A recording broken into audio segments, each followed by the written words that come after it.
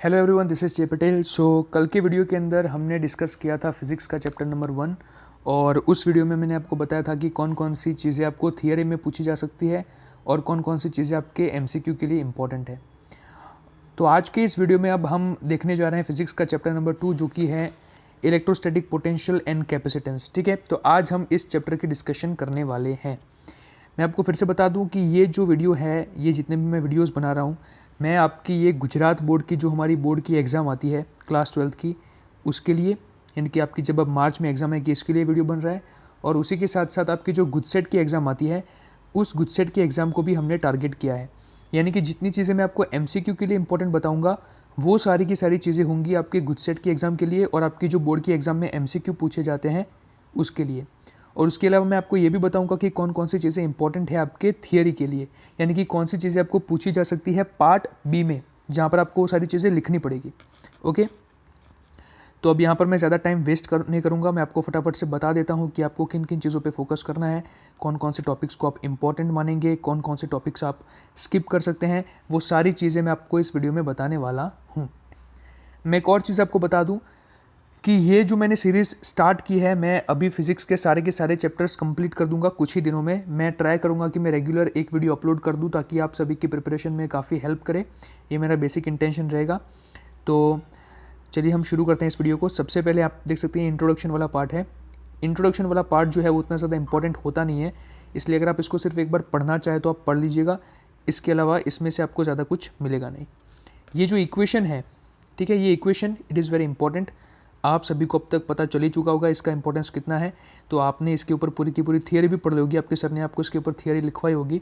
तो उस थियरी को आपको अच्छे से प्रिपेयर करना पड़ेगा because it is very important. Okay, ये जो इंपॉर्टेंट कमेंट्स वाला जो है, 2 इंपॉर्टेंट कमेंट्स में be made at this stage, ये वाला जो टॉपिक है ये भी इंपॉर्टेंट है। आप इसको एक बार पढ़ लीजिएगा और इसको अच्छे से समझ लीजिएगा। ओके, अब जो नेक्स्ट टॉपिक आ रहा है वो आ रहा है इलेक्ट्रोस्टैटिक पोटेंशियल। मैं आपको बताऊं तो देखिए, इलेक्ट्रोस्टैटिक पोटेंशियल वाला जो टॉपिक है ये आपको 2 मार्क्स के अंदर थियरी के फॉर्म में पूछा जा सकता है। तो आपको ये देखिए, आप बुक में से अगर इस चीज़ को प्रिपेयर करने चाहोगे तो आपको मज़ा नहीं आएगा, लेकिन आपके पास बहुत सारी ऐसी रेफरेंस बुक्स होगी जिसके अंदर ये सारी चीज़ें बहुत ही ईजिली एक्सप्लेंड की गई होगी।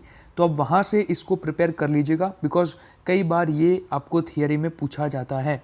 और उसके अलावा इसके जो इक्वेशंस है, ये इक्वेशंस ऑब्वियसली एमसीक्यू के लिए बहुत ज़्यादा इंपॉर्टेंट है। मैं आपको एक बात बता दूं, एमसीक्यू के लिए आपको कॉन्सेप्ट को क्लियर करना पड़ेगा।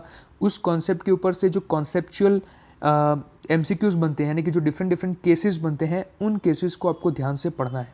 ठीक है, जब आप ऐसे 5-6 केसेस वाले जब एक ही फॉर्मूला से बनने वाले 5-6 डिफरेंट केसेस के एमसीक्यू आप जब सॉल्व करते हो तो अल्टीमेटली आपका वो कॉन्सेप्ट क्लियर होने लग जाता है। उसमें आपकी जो शार्पनेस है वो बढ़ने लग जाती है और आप फिर उस तरह की वैरायटी के एमसीक्यूज को ईजिली कर पाते हो। ठीक है, ये सारा जो पोर्शन है इसको आप अच्छे से समझ लीजिएगा। ठीक है, ये आपको एमसीक्यू के लिए हेल्प करेगा।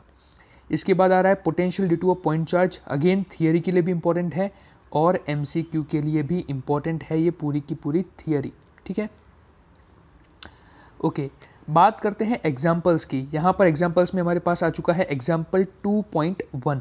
ठीक है, तो मैं आपको बता दूं गाइज कि example number 2.1 is one of the most important examples. इसमें से आपको कोई एक पॉइंट उठाकर एमसीक्यू में पूछ सकता है, या तो फिर ये एग्जाम्पल आपको पूरा का पूरा पार्ट बी में 2 या तो फिर 3 मार्क्स में पूछा जा सकता है। तो आप प्लीज़ कृपा करके आप फिजिक्स के अंदर एग्जाम्पल्स को मत छोड़ना। एक समय के लिए अगर आपने एक्सरसाइज का कोई प्रॉब्लम छोड़ दिया तो चलेगा, बट एग्जाम्पल्स में से आपको एग्ज़ाम में पूछे जाने की प्रोबेबिलिटी बहुत ज़्यादा होती है। ठीक है, फिर potential due to an electric dipole, very important topic. ये आपको दोनों तरीके से प्रिपेयर करना पड़ेगा, for theory as well as इसके जो फॉर्मूले हैं वो आपको एमसीक्यू के लिए अच्छे से रटने पड़ेंगे, फॉर्मूले रटने पड़ेंगे। वैसे अगर आप इसका डेरिवेशन पढ़ लेते हो तो आपको फिर फॉर्मूला रटने की ज़रूरत नहीं पड़ती है। आप अल्टीमेटली उस चीज़ को जब आप बार बार उसकी प्रैक्टिस करते हो तो आपके माइंड में वो सेट हो जाता है, फिर आपको रटने की ज़रूरत नहीं पड़ती है, वो आपको याद हो जाता है। ओके, यहाँ पर क्या है, the important contrasting features of electric potential of a dipole from due to a single charge are clear from examples to। Okay, so यहाँ पर देखिए जो कुछ पॉइंट्स है, 2 पॉइंट्स लिखे हैं, ये 2 पॉइंट्स जो है वो बहुत ज़्यादा इंपॉर्टेंट है। ठीक है, ये जो केसेस होते हैं ना, इन केसेस में से क्या होता है पता है आपको, छोटे छोटे एमसीक्यू पूछ लिए जाते हैं। ये थियरिकल एमसीक्यूज होते हैं, इनको हम बोलते हैं नॉलेज बेस्ड एमसीक्यूज, राइट। यानी कि यहाँ पर आपको कोई कैलकुलेशन नहीं करनी पड़ती है, बट आपको बस बेसिक लॉजिक फंडा यूज़ करना होता है और उसके ऊपर से आप विद इन 10 और 15 सेकेंड्स में उस एमसीक्यू को टिक करवाते हो। तो ये सारी चीज़ें छोटी छोटी आपको करनी पड़ेगी। फिर जो टॉपिक है वो है potential due to a system of charges. अच्छा, potential due to a system of charges पे आपने फर्स्ट चैप्टर में भी इस चीज़ को देखा था कि भाई electric field due to a system of charges, ठीक है। तो इसी तरीका पोटेंशियल की बात हो रही है, ठीक है। तो पोटेंशियल का एक केस है, इसको आप इक्वेशन इसका अच्छे से पढ़ लेना, उसके अलावा ये आपको थियरी में नहीं पूछा जा सकता, तो इसके ऊपर आपको थियरी के लिए ज़्यादा फोकस नहीं करना है।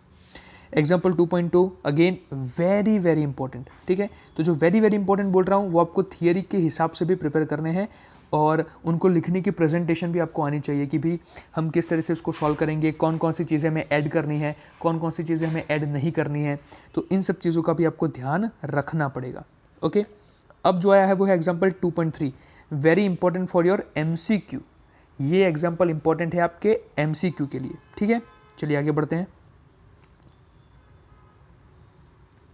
इक्वी पोटेंशियल सर्फेसेस, वाह, one of the most interesting topics. इसमें आपको बहुत ज़्यादा मजा आएगा, ठीक है। इस टॉपिक को पढ़ने में काफ़ी इजी है, इसलिए आपको बहुत मजा आएगा। इसमें आपको ज़्यादा कुछ सोचने वाली बात है नहीं, इसकी एक छोटे से डेफिनेशन है, बस उस डेफिनेशन को पढ़ लो, इसके कुछ इक्वेशंस है, उन इक्वेशंस को पढ़ लो और आगे बढ़ो, ठीक है। इसमें ज़्यादा टाइम इन्वेस्ट मत करो। हाँ, इसमें से आपको केसेस वाले MCQ पूछे जा सकते हैं। उसके लिए आपको ये देखिए, ये जो सारी फिगर है ना, इन फिगर को अच्छे से स्टडी करना है गाइस, ठीक है। इन फिगर्स को आपको अच्छे से स्टडी करना पड़ेगा, ठीक है। These are the figures which you have to be exploring very well. Relation between field and potential important topic है, करना तो पड़ेगा, ठीक है। तो इसको भी आप पढ़ लीजिएगा। थियरी के लिए उतना ज़्यादा इंपॉर्टेंट नहीं है, लेकिन इसका फॉर्मूला जो है वो आप अच्छे से पढ़ लेना, ये मोस्ट इंपॉर्टेंट थियरी में नहीं आता है, ठीक है। ये जो चीज़ें मैं हाईलाइट कर रहा हूँ साथ साथ में अपने टेक्स्ट बुक निकाल के हाईलाइट करते जाना आप, ठीक है। और मैं ये जो PDF जो आपको ये पूरा एक्सप्लेन कर रहा हूँ, तो ये PDF भी मैं डिस्क्रिप्शन बॉक्स में इसकी जो लिंक होगी PDF की वो मैं डाल दूंगा, ताकि आप वहाँ से इसे एक्सेस कर पाओ, ठीक है। फिर देखिए, potential energy of a system of charges, easy topic है, ठीक है। आप इसको एक बार पढ़ लेना, उसके बाद आपको कुछ ज़्यादा इसमें करने की ज़रूरत नहीं है। ये सारे जो बड़े बड़े पैराग्राफ्स है, ज़्यादा उनको पढ़ने की ज़रूरत नहीं है, एक बार पढ़ के समझ लेना, रटने मत जाना।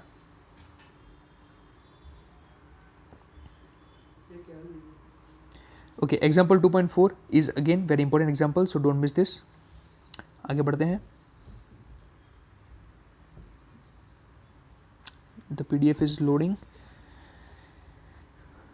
Okay, potential energy in an external field, ठीक है। तो potential energy of a single charge, उसके अंदर जो पहला टॉपिक है वो इंपॉर्टेंट है भैया, बहुत इंपॉर्टेंट है, एक बार पढ़ लेना, ठीक है। और थियरी के लिए उतना ज़्यादा इंपॉर्टेंट नहीं है, लेकिन इसके अंदर जितना भी डेटा दे रखा है उस डेटा को अच्छे से याद रखना, उस डेटा को अच्छे से पढ़ लेना, आई मीन उस कॉन्सेप्ट को क्लियर कर लेना, and then you will be fine, ठीक है। नेक्स्ट है potential energy of a system of 2 charges in an external field. तो अगर 2 चार्जेस होंगे तो क्या होगा, ठीक है। तो वही, इसको भी एक बार पढ़ लेना, इसके इक्वेशंस को अच्छे से समझ लेना, and then you are ready to go. Example 2.5 very important example. देखो, एग्जाम्पल में तो क्या भाई, सारे एग्जाम्पल इंपॉर्टेंट ही है, ठीक है। कुछ पूरे फिजिक्स के मिला जुला कर मैं आपको बताऊं तो फिजिक्स में कुछ ऐसे 10-15 एग्जाम्पल पूरे सारे चैप्टर्स में से निकलेंगे जो इंपॉर्टेंट नहीं होंगे, जिसको मैं आपको कहूँगा कि आप स्किप कर लेना। उसके अलावा आपको हर एक चैप्टर में जितने भी एग्जाम्पल देखिए, आपको आंख बंद करके एग्जाम्पल कर ही लेने, ठीक है। और कुछ कुछ इंपॉर्टेंट थियरीज के डेरिवेशंस क्यों इंपॉर्टेंट है, because physics is the subject which is which consist examples plus derivations. उसके अलावा लिखने का जो पोर्शन होता है ना फिजिक्स में बहुत कम होता है। केमिस्ट्री की तरह यहाँ पर आपको बड़ी बड़ी पैराग्राफ नहीं लिखने होते हैं, आपको मैथ्स थोड़ी बहुत आनी चाहिए, तो आप फिजिक्स में आराम से निकल जाओगे, ठीक है। नेक्स्ट है potential energy of a dipole in an external field. Now this is the topic which I can say is most IMP, this is most IMP, ठीक है। ये तो सबसे ज़्यादा IMP है, इसको तो मिस मत ही करना, नहीं तो पछताओगे।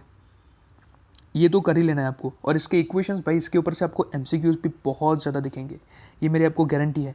तो इस टॉपिक को आपको डेरिवेशन भी इसका याद रखना है कि भाई इसका जो फॉर्मूला पूरा किस तरह से आता है वो याद रखना है, और उसके साथ साथ इसके ऊपर से आपको MCQs भी दिख सकते हैं। और देखिए, अगर आपको जानना है कि भाई किस तरह के MCQ पूछेंगे, यहाँ पर देखो बहुत बढ़िया एग्जाम्पल 2.6 यहाँ पर आपको नीचे दे दिया है।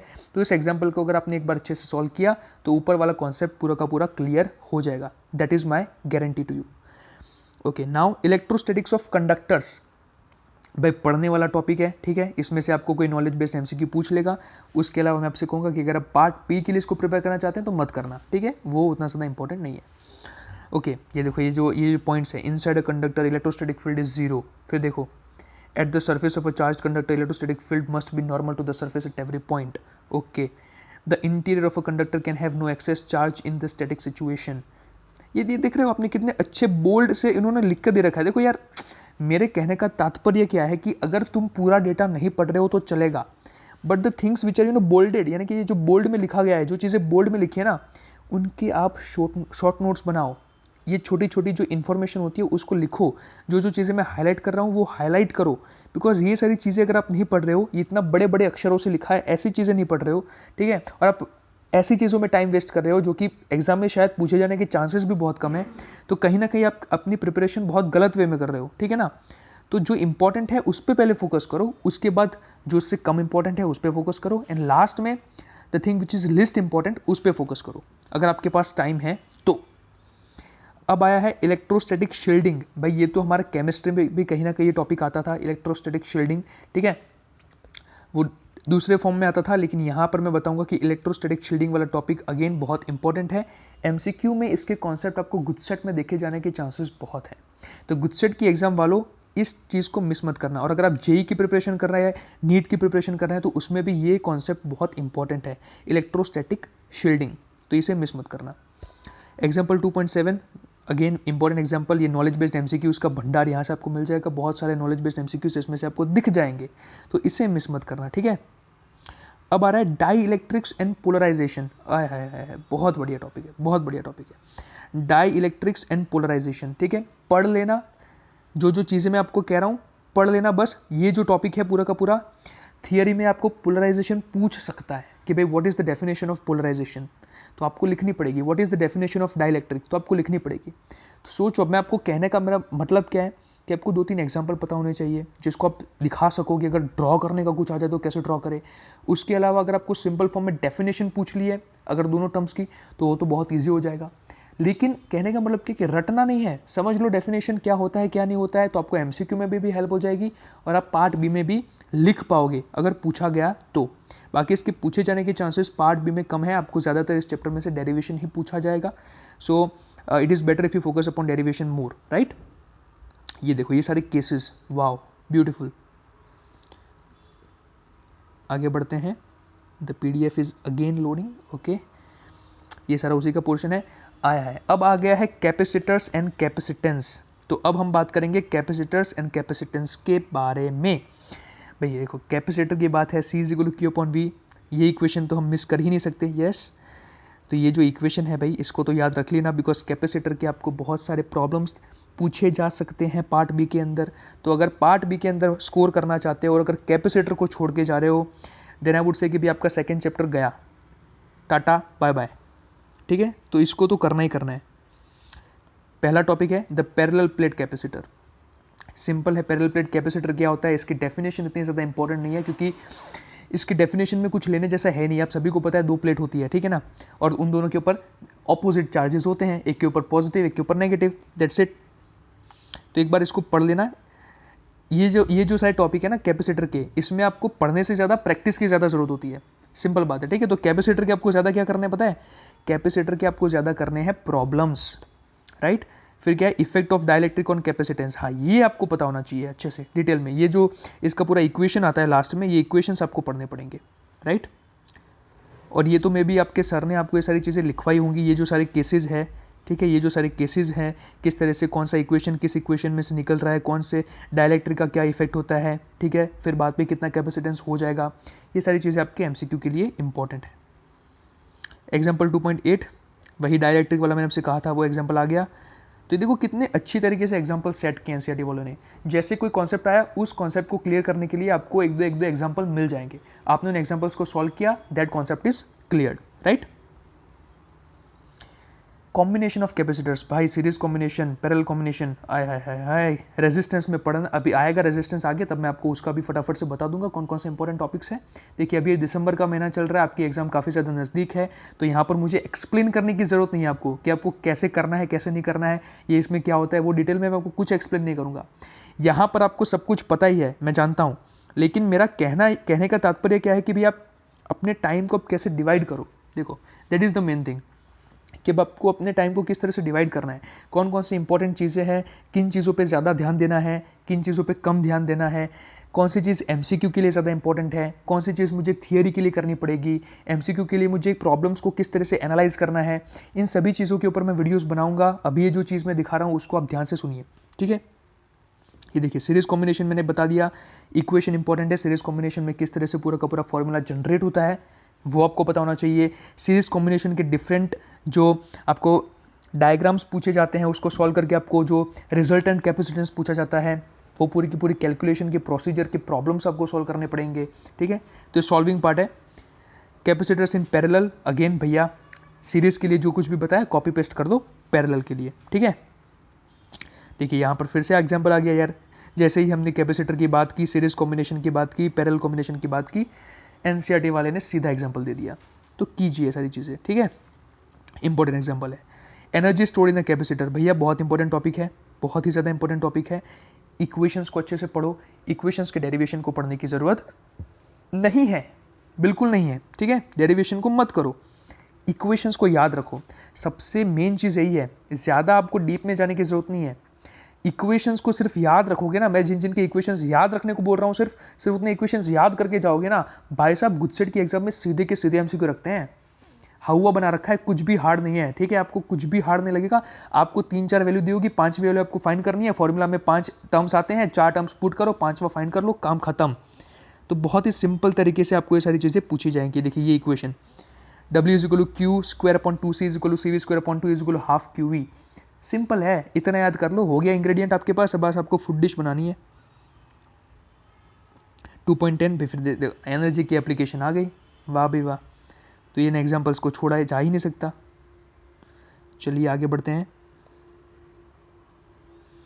वान दी ग्राफ जनरेटर, भैया ये थियरी में पूछा जा सकता है, तो कर लेना यार, 3 मार्क्स में पूछा जा सकता है, तो वान दी ग्राफ जनरेटर को अच्छे से पढ़ लेना, ठीक है।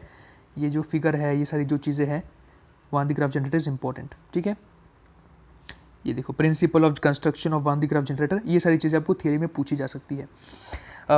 अभी तक इसका जो ट्रैक रिकॉर्ड रहा है वो उतना ज़्यादा नहीं रहा है, मतलब थियरी के लिए उतना ज़्यादा भी ये पूछा नहीं गया है, बट क्या है ना, पता है आपको, अगर आपको 100 आउट ऑफ 100 स्कोर करना है तो फिर एक बार पढ़ना तो पड़ेगा, एप्लीकेशन को तो समझना पड़ेगा।